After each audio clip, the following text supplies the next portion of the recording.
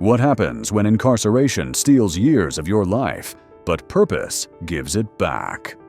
On this episode of Locked Up and Locked Out, we sit down with Chaplain Maurice Mosley Williams, father, educator, and community leader who turned his prison sentence into a mission to change lives. That's my purpose, to address the things that are keeping people arrested in their development. Right. That's what my purpose is. Okay. And I'm able to identify those things because I was once arrested in my development, right. And I see a whole bunch of other brothers who are. And so my purpose was revealed to me in prison, though. From the inside to rebuilding communities on the outside. To me, community is everything. Poverty in itself is violence, right? So to be poor is violent, right. Because if you can't eat and take care of your family, you are going to be willing to do whatever it is that you have to do to feed your family. Absolutely. So that's violence. Maurice also shares the personal cost of incarceration. So my daughter was born while I was incarcerated. Right. Came home when she was 5. 28 years later, there's ramifications, right, in my relationship with her because of me not being there when she was born. Right. And it had created a wedge that still exists 28 years later. It is important that young men pay attention to the things that they're doing. Yes. From prison cells to community classrooms, this is a story of redemption, resilience, and purpose. Don't miss this powerful conversation on Locked Up and Locked Out.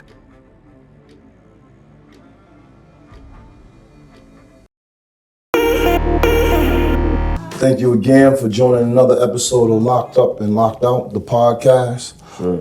I have a distinguished guest, Mr. Mo. And if you mind telling the listening audience a little about yourself and your name and who you are and the things that you're doing in your city. Thank you. First of all, Brother Adam, thank you. I'd like to thank you for having me on your podcast. Yeah, thank you, brother. Locked Up and Locked Out. For coming. Yeah, definitely. I wouldn't have missed it for the world. My name is Chaplain Maurice Mosley Williams. Yes. I am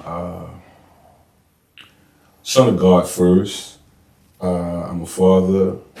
I'm an educator and a community servant.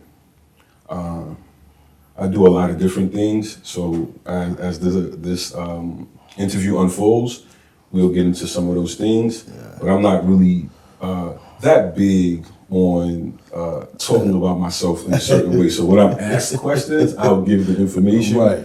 I feel like, there's a lot of people who do things for show. Right. I do things because I'm on assignment by the Most High.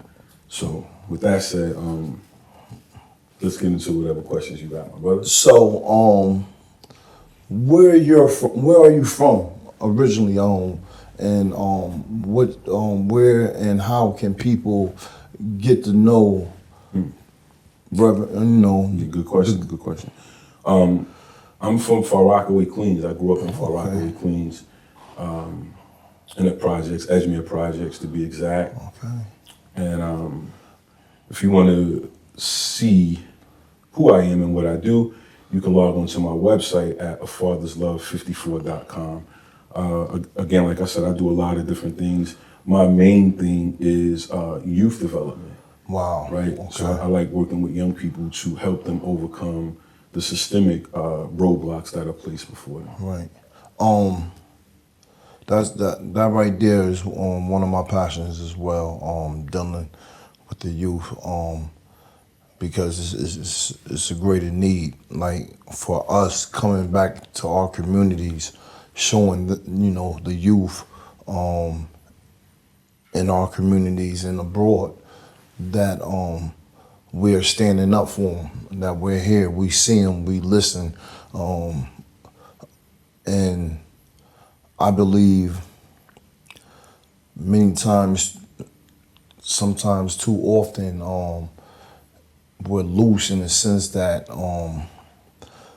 we allow them to walk past us without speaking or just seeing where their heads is geared at. because they might want to unload some problems or things of that nature off on you, to help their day go by, or have somebody understand where they're coming from, a sympathetic ear. You know what I'm saying? What do family mean to you, and what does that signify overall? Well, I believe that a young person, if we're talking about young people, right? Absolutely. Right, all right. So I believe that young people's first education system is their family. Right. Right. And so there's this thing we call pathology, family pathologies. Okay. Right. So if a person's family history is one of pain, struggle, and suffering, then a lot of times that's what young people grow up understanding and living in. And so that pain, suffering, and struggle creates a survival mindset. Right. And so if we're talking about underserved families and those spaces, it just creates adverse childhood experiences for young people, and it sets their life on a trajectory of prison or death. Right. Right. So I believe that family structures are very, very important to the outcome of a young person's life. So family is the foundation of every person. If your family foundation isn't rooted in spirituality, love, kindness, financial awareness, Right. and human decency, then we are going to see a lot of the things that we see with young people today, Right. which they call demon time. Right. So if there's no, if there's not a certain kind of structure in the home, then we're gonna have a lot of the stuff that we're having today. Right. I had a conversation with a friend of mine, and we spoke in the sense of the development of the mind. That science has come full circle in the sense of understanding that you're not an adult until you reach the age of 25. And looking back on how younger people get caught up in the system and become adults within the system, and have children that they've left behind due to mass incarceration, or the crimes that they've committed, just blatant, having, just being loose, so to speak. But then growing up behind the walls and understanding their purpose in life, which is greater than oneself. How does that fit in your community activists? You know what I'm saying? It's interesting that you brought that part up, right? So psychology does suggest that the mind isn't fully developed until we're 25. Right. But recent research has shown that the mind possibly isn't fully developed until like 29. Wow. Right? And so to answer the question, again, it's interesting that you say that because I went away at 18. Okay. And for some, for a violent crime. And I was not fully aware of the consequences of what I was doing Right. when I was engaging in that behavior. And so during that time, my daughter was born. So my daughter was born while I was incarcerated. Right. Right? And so now she's 33. And the formative years of her life, I wasn't there. Right. Like the formative years of a young person's life is said to be from birth to 7. Right. And that's when they form their bonds with the people that they're familiar with, the people that they love and stuff like that. And I came home when she was 5. So she was already connected to the people that was her primary group, Right. her family. And I was outside of that group. And 28 years later, there's ramifications Right. in my relationship with her because of me not being there when she was born. Right. And it had created a wedge that still exists 28 years later. So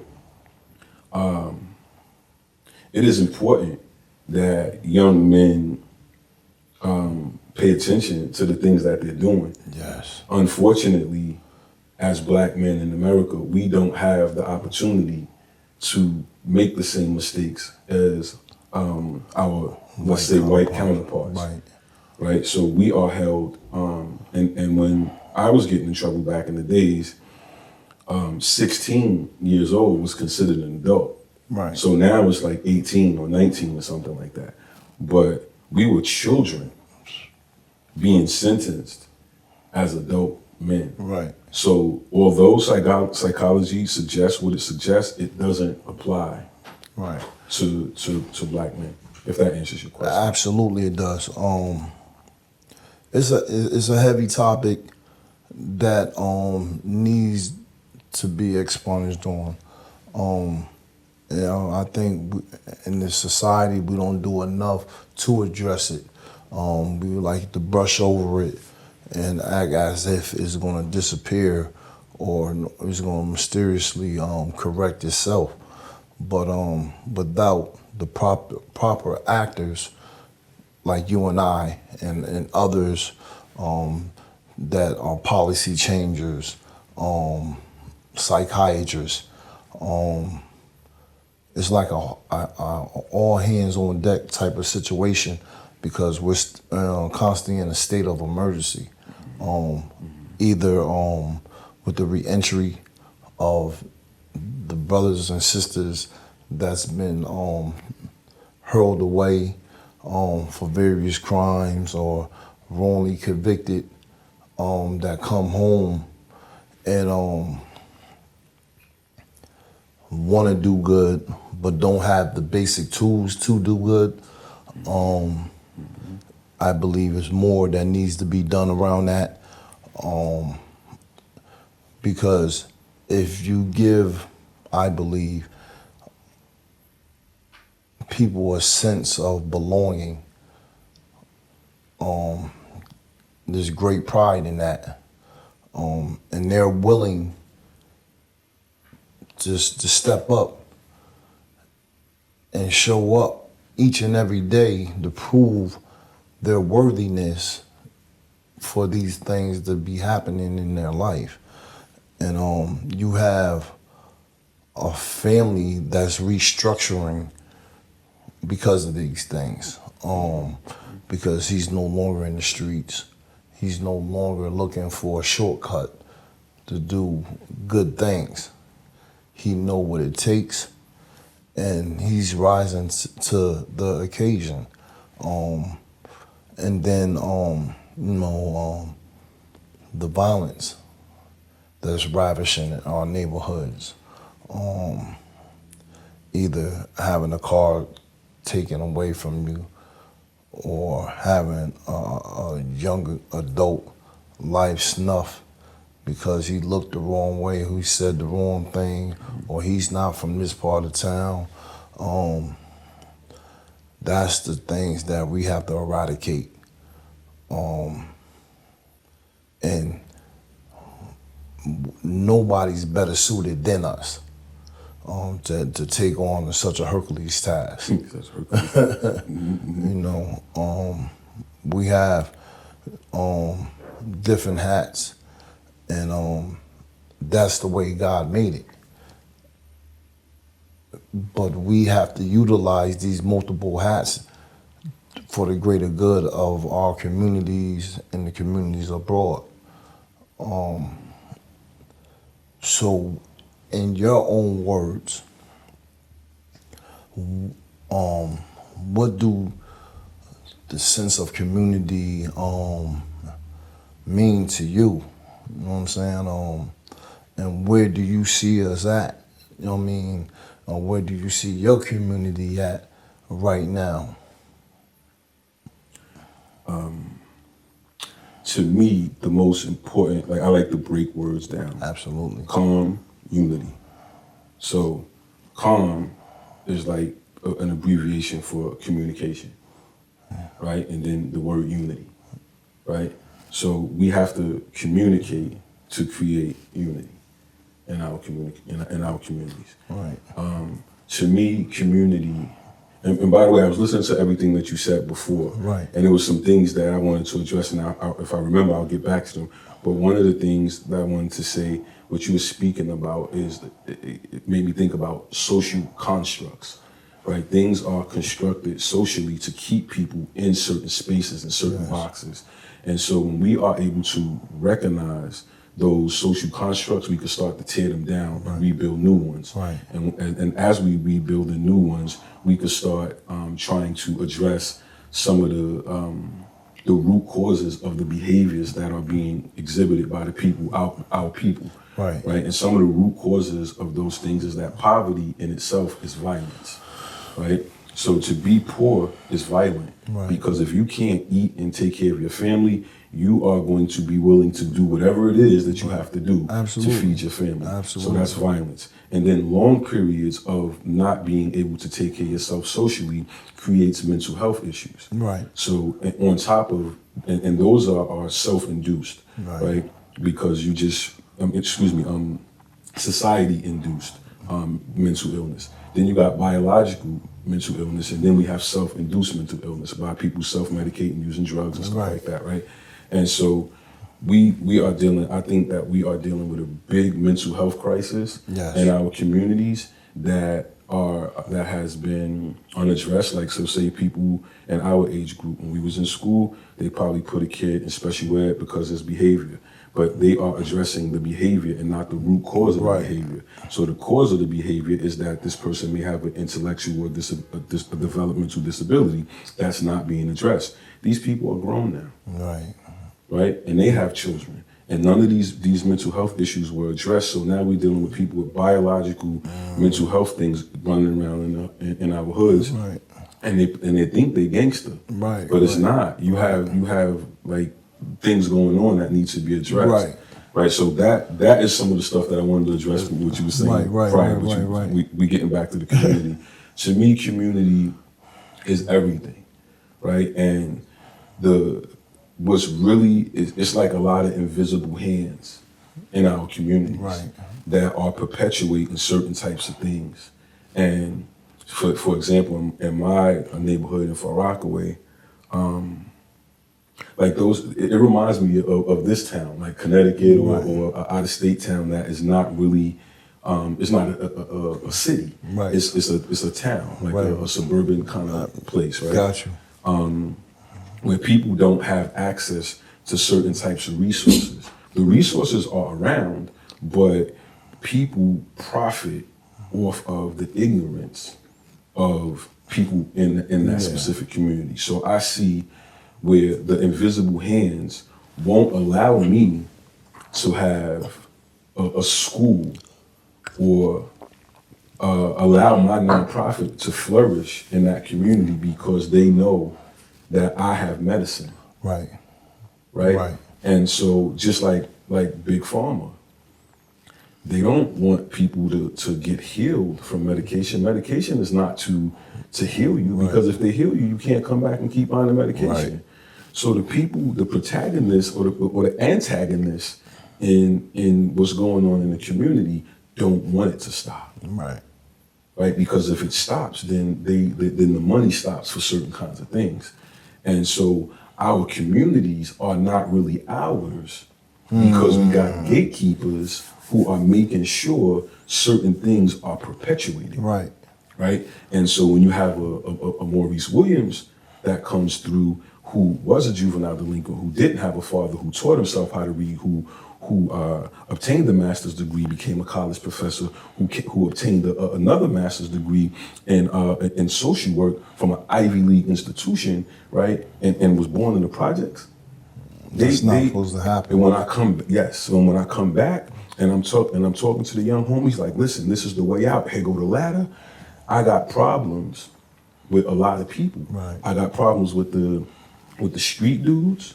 Right. That don't want to see what I'm bringing to the table manifest, because it's going to like curtail the young people they're trying to manipulate into becoming criminals. Right. So I got disdain from them, and then I got disdain from local politicians who are the ones really like governing over our communities, who do not want to see 10,000 Maurices. Right. Right. So our communities are being controlled by sociopathic thugs and crooked politicians.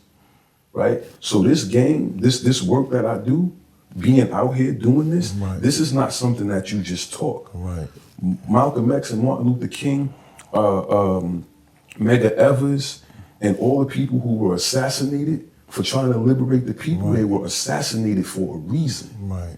Yeah. Right. So if you got a lot of friends in this game and and you are an advocate and you on TV and everybody's your friend, you have been bought and paid for. Right. I've never had any support from any public official, and I do the most work in my town. Right.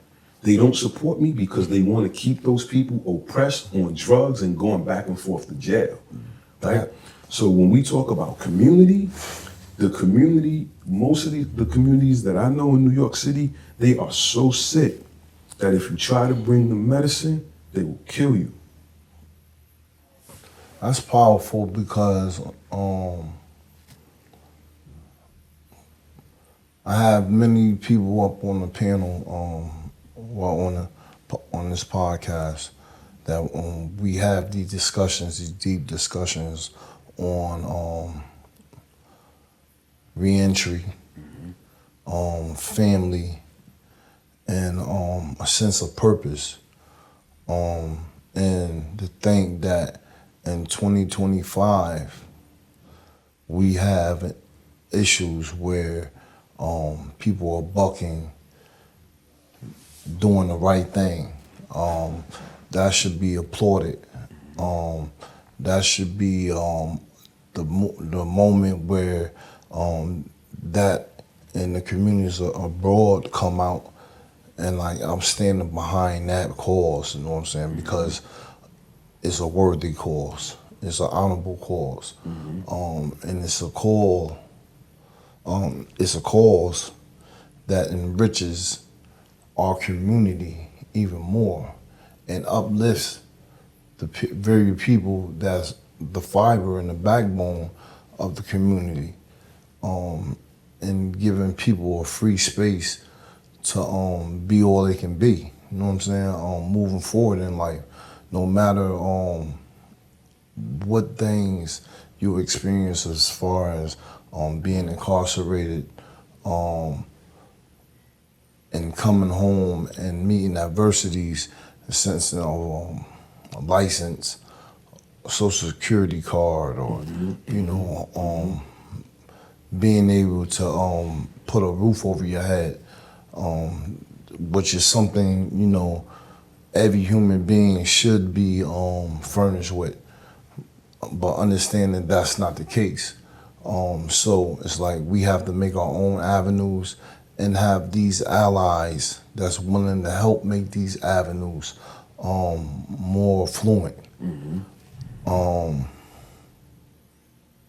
It's painful when you think that we're losing as many as youth that we're losing in these streets, from CT to Far Rock, and any and everywhere in between.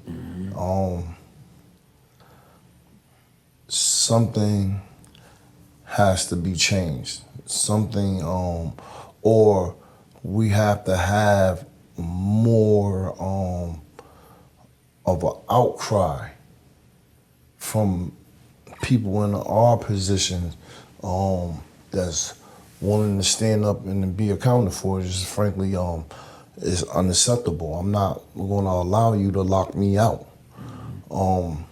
from the table. You know what I'm saying? Of being able to say these kids is worth fighting for, or That's what I do. just because you threw this man in prison, it's not the end all, the be all to say that he has no redeemable qualities, or he has nothing to offer society. One thing we know, and you being a spiritual man, that God is the all-knowing, all-seeing. So man can't stand in the position to say that you have no unredeemable qualities and good is not in you, because we see it every day. And it's refreshing when you look at it from the eyes and the lenses that we look at through. So like moving forward, what is some of the things that your organization is looking to do, and who's riding with you, basically? You know what I'm saying? So we look to address the needs of at-risk young people, specifically at-risk young men who don't have fathers. We look to get them the support that they need mentally. We look to find what each individual, I like to do we call it a ISP, Okay. individual service plan. Okay. So, and I do things through a mental health lens. Okay. Right. So my sister and I, my sister is one of my main partners. She is a licensed mental health counselor. Okay, great. And board certified. And I am also a licensed master social worker. Wow. And so we conduct biopsychosocials on young people to determine where their needs are and how we would best be able to support or refer them to the supports that they need. So my goal is, my ultimate goal is focusing on young people, because as Frederick Douglass once said, it is easier to lead a child in the way he should go than it is to repair a broken man. Yeah. Right? And so my focus is on that. That's my primary focus, but we do a lot of different things. I work in juvenile detention centers with young people who have been accused of a crime. I support them spiritually and I support them psychologically, and I help them get their court cases either dismissed or get them into programs that are beneficial or conducive to their development. That's powerful. I also do violence interruption. So fortunately, we were kind of like credible messengers because we were in the streets and we know the streets. Right. And so the crazy thing about that is that street reputation, if you've done certain things, it never goes away. Right. Right? It's like a frozen perception is what it's called, right? Right. And so with that, I use that to my advantage. That the fact that I have a little bit of street credibility. Right. It allows me to quell conflict with people in certain communities, because maybe both parties might have an appreciation for me as a person. Right. And I'm able to quell conflict. We do marches, we do rallies. Okay. The thing that we are most focused on outside of the young people at this point is literacy. That's major. Right? Because they say like 50% of the black men in New York City are functionally illiterate. Wow. Right? And that number is higher in Far Rockaway. It's like 70%. Right? How, not to cut you off, like how can this like be in a functioning society where you have people, men and women alike, that's unable to read? Like what like I know. So functionally illiterate doesn't mean that you don't know how to read. Right. It means that you might know how to read, but you might not know how to comprehend. Right. Right. So there's different levels. Right. Yeah, it's different levels. So some people may have a 3rd or 4th grade reading level. Right. So they might understand some things. Right. But they are unable to read a whole newspaper or read a whole article or write a letter or type an email or do things that require a certain ability educationally. Right. And so and it's easy for that to happen. Because the New York City school system, I don't know, I can't speak for other states, right. but the New York City public school system has notoriously failed young people. And the school to prison pipeline is a universal phenomenon in this country. Right. So they are not properly educating black children on purpose, right? Just to funnel them through the prison system. Yes. Wow. So if you, for me, honestly, the only reason I went to college, is because I knew that I couldn't do the streets anymore. I didn't like jail. Right. So I taught myself how to read and write. When I was incarcerated, I got my GED, and I helped over 200 inmates. I was a teacher's aide. I helped over 200 inmates get their GEDs. So when I came out, I was like, you know what? Everybody's still on the block doing the same thing. Right. This is not what I want to do. Right. I'm jumping up in school. I got my GED. They took a test. They let me in, and I've been in the world of academia. That was 2004. I've been in the world of academia ever since. I never left the world of academia. No looking back. No. So education, literacy has been my escape. Right. And just like Harriet Tubman, she found a way out, and she went back and she freed as many slaves as she possibly could. Right. So I'm trying to do the same thing. But, she had to take different routes right. Because if she would have got caught, it's the same exact thing, but it's just a 2025 version of trying to free people. And she said that she could have freed way more slaves than she freed if they would have just knew that they were slaves. Right. Right, and so that's the same thing. I could help so many brothers, but they're looking at the messenger instead of the message. Right. They can't get out they can't get past me. Right. You might not like how I look. You might not. Whatever your post, whatever it is. I'm not from your part of town. Yeah, whatever it is. Right. But don't worry about the messenger. Get the message. Yeah. Right. And so I really feel that literacy is what's holding us back, because studies also show that in communities where the literacy rates are high, the crime rates are low. Oh, okay. So people who have a high school diploma are 50% less likely to commit a violent crime. Right. Because you can get a job. Right. And you could think. Of things change. Right. So when you could think. Right. So when a person who doesn't think well, and when they get upset, what they do? They're just into it. It's a record board. Right? So when you are able to think, it opens up your mind, it exposes you to different things, and you are able to function in society different. So it's the literacy. Now my allies, I do have some allies. But let me get to the literacy thing, and I'll get to my allies. So the last thing we do for literacy, so we do a Black Authors Festival in Sag Harbor, New York, in the Hamptons. Right. We do it every year, and we celebrate Black authors who are just good at what they do, and also freedom fighters. Right. So this year we honored Sonny Hostin and Don Lemon.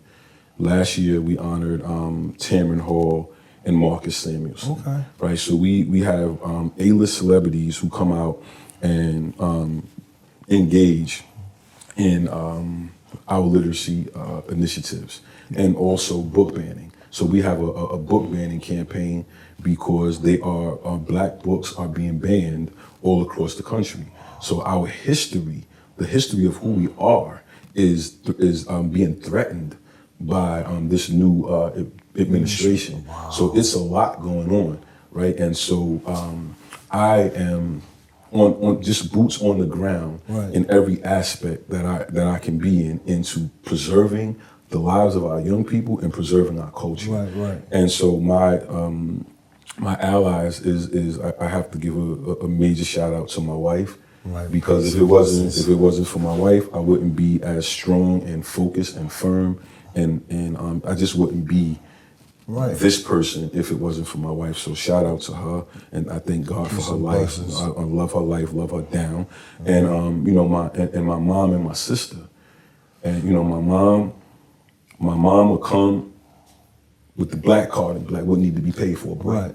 You know what I mean? See, like I'm up here thinking, I'm like, how special it is to have your hub. You know what I'm saying? Like, your family is your family. And sometimes it's unconventional. It's not, you know what I'm saying, just a moms or pops, you know what I'm saying? Definitely It can be a cousin or a friend of a cousin, you know what I'm saying, that swoops in and like somewhat saves the day on numerous different matters. From may it be ranging from education, helping people get housing, clothing on their back.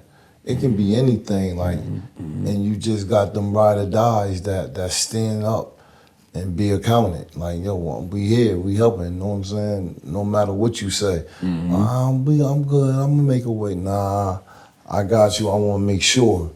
And that's special. May I interject real Yup. quick? So I feel like I'm super blessed. I got 3 queens. I got my wife, I got my mom, and my sister is something like a genius, man.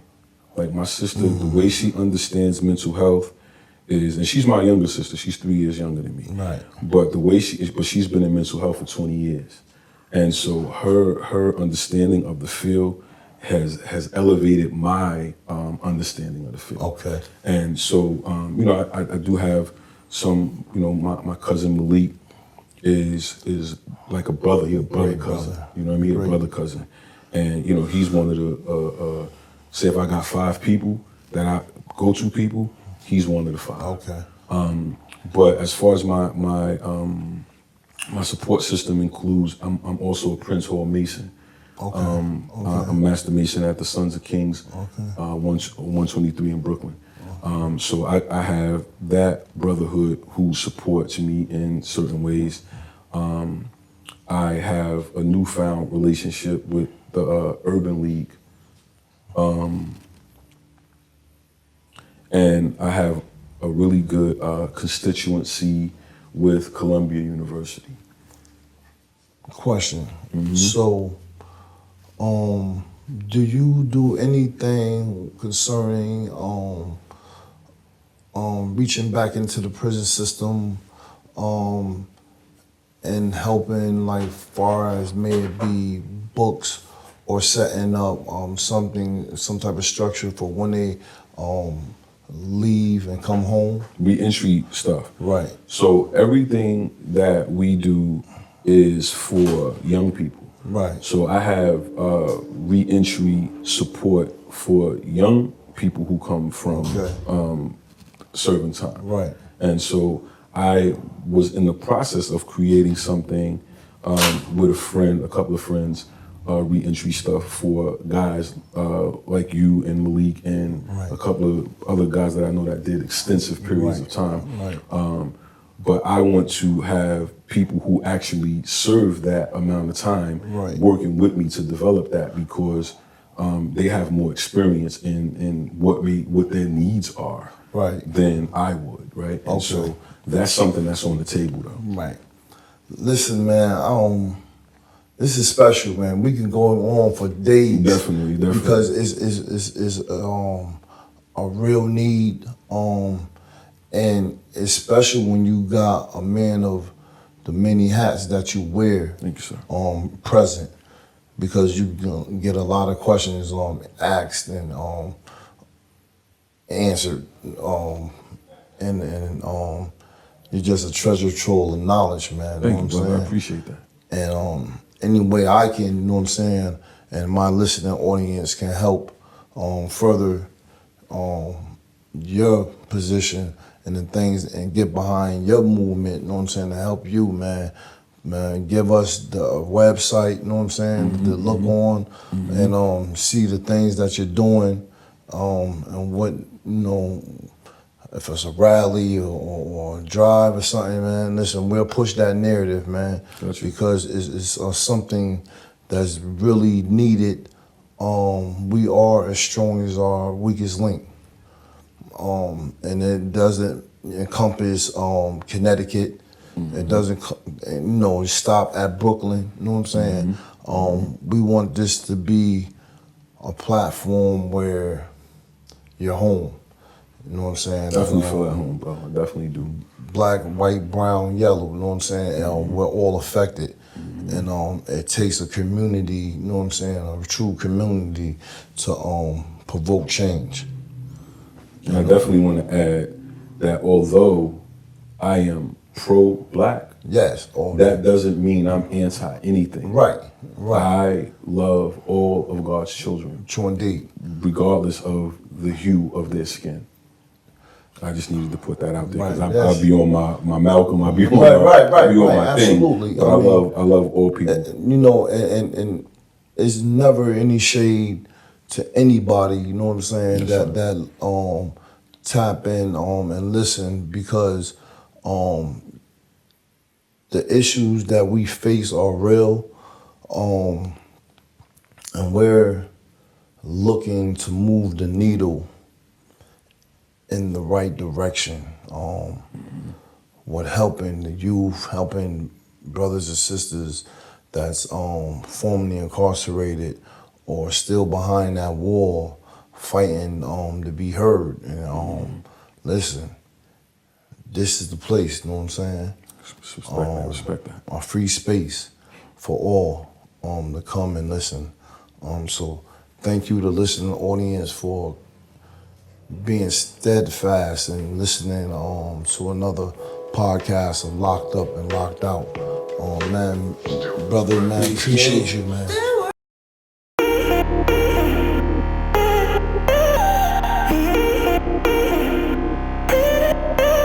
Hi, everybody. You could catch me on Instagram at afatherslove54. And you can follow my work at afatherslove54.com. Peace.